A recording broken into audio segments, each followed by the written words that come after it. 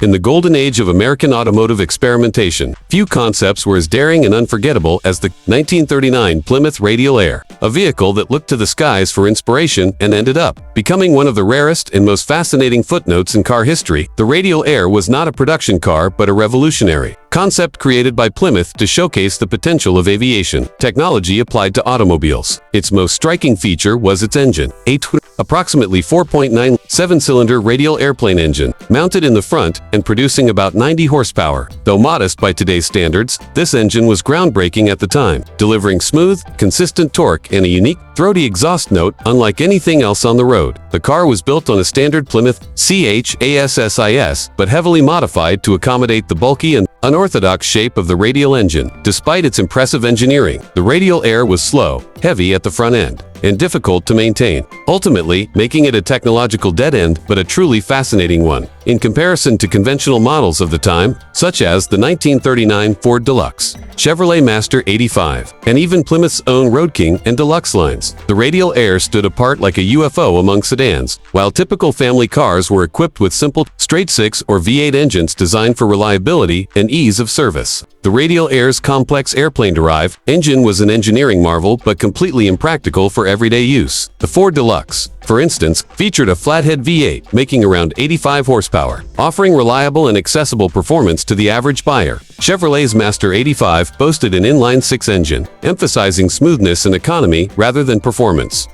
Meanwhile, Plymouth's production models focused on rugged dependability and affordable pricing, helping the brand compete fiercely with Ford and GM during a highly competitive pre-war market. Against this backdrop, the Radial Air seemed almost like a fantasy, more suited to a future era of flying cars than the grounded reality of late Depression America. The 1939 Plymouth Radial Air occupies an important, albeit niche, role in automotive history. It reflected a period of bold experimentation when American automakers weren't afraid to think far outside the box, even when commercial success wasn't guaranteed. It also illustrated the strong influence that aviation held over public imagination at the time, with automakers exploring streamlined designs, airplane-inspired controls, and futuristic engineering ideas. The Radial Air project revealed the challenges of adapting aviation technology for terrestrial vehicles, laying the groundwork for a better understanding of engine design limits, cooling systems, and weight distribution that would benefit the industry in more practical ways later. Looking toward the future, the spirit embodied by the 1939 Plymouth Radial Air could inspire modern innovations in ways few would expect. In an era now dominated by the push toward electrification, alternative fuels, and autonomous vehicles, the willingness to take